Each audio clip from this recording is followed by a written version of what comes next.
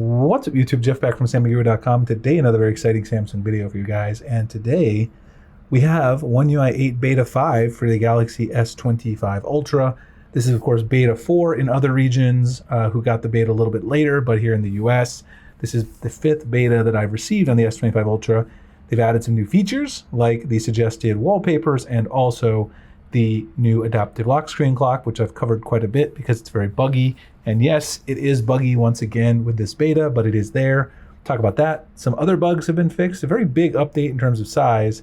So Samsung's making some progress. Could be the final beta, so we could see the next update be the stable one, but there are still a few things missing, and we'll talk about that today as well. So let's go ahead and get started. Before we do, I want to make sure you guys remember, check out our website, SamyGuru.com, covering the latest Samsung news, tips, tricks, tutorials, and reviews. You guys can also get in our mystery box program.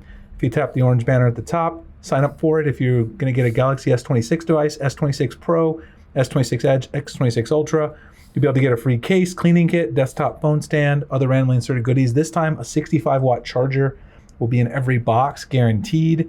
Phone number, email, or both. It is US only. We use our affiliate revenue to pay for this. Only requirement is you use our affiliate link to place your order. That's how we fund it. We cover all the shipping costs as well as the items in the box.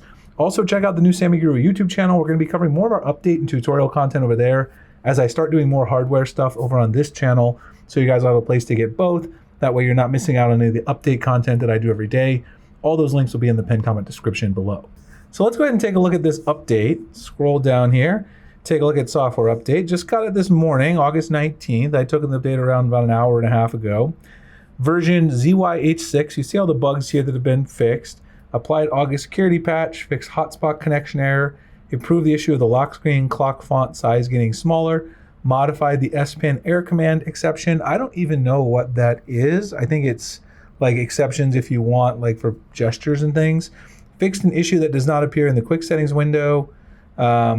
Fixed an issue, I'm not really sure what that means. Improved the issue of overlapping quick setting window and notification window. I did see that. Modified the exception when capturing the screen in the app in the security folder, so for screenshots.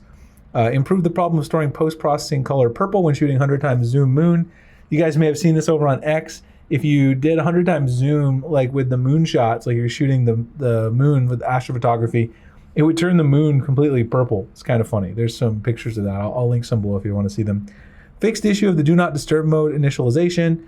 Fixed the issue of now briefing disappearing, and stabilization of the software through several app updates. And I actually haven't looked in the Galaxy Store yet, so we'll see which app updates are there, if any. Scroll down here, August 1st, 2025 security patch. This was a 1.7 gig update, so a fairly sizable update in terms of the overall, just raw size of it. And it did stabilize things quite a bit. I've noticed less hiccups when navigating around. It does seem a lot better in terms of stability, even though it really wasn't bad before. I've tuned my animations with home up, so it's not really a lot to see there. But the smoothness, there were a few hiccups if you were multitasking on the last beta. Now those seem to be gone here just in testing in the beginning. But the two big things that have been added feature-wise is now if you go into wallpaper and style and you go to change wallpapers, you now have got suggested images right there, which is a feature that debuted with the Z Fold 7, the Z Flip 7. You can see when you're doing your wallpapers, you get those suggested images.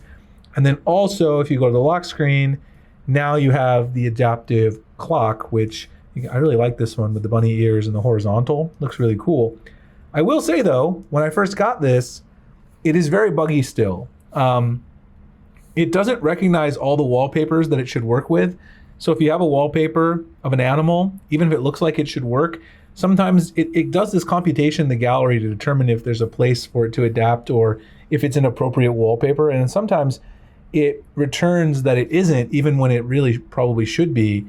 And so you have to really play with it. Also, Lockstar, you need the newest version, which I just did a video on yesterday.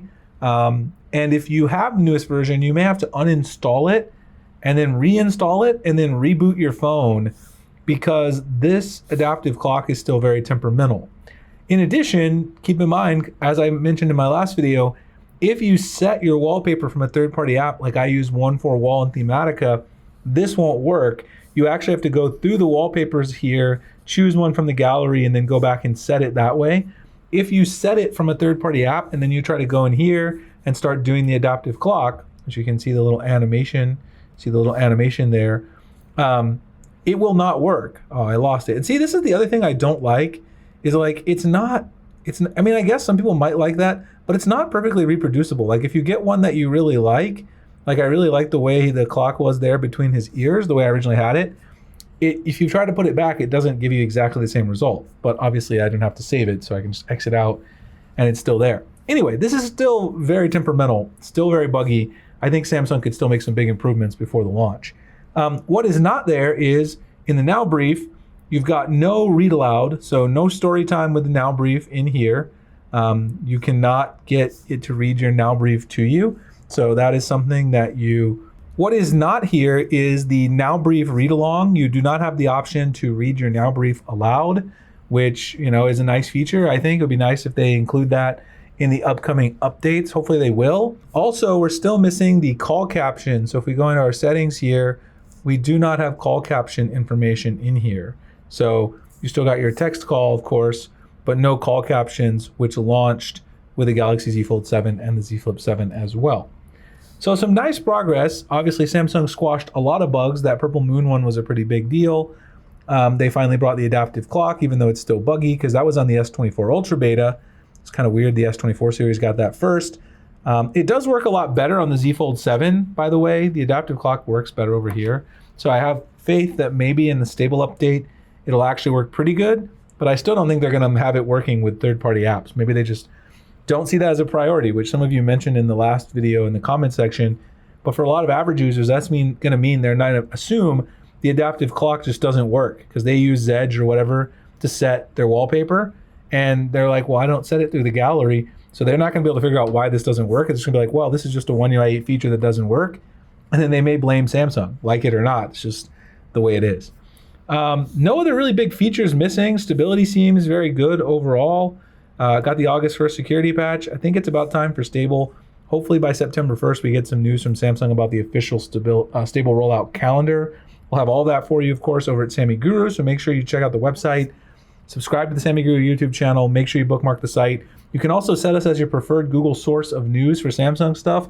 We have an article on how to do that. I'll drop it below if you guys want to do that to support the channel. Appreciate you guys checking out the video. I'll see you in the next one. Thanks so much for watching.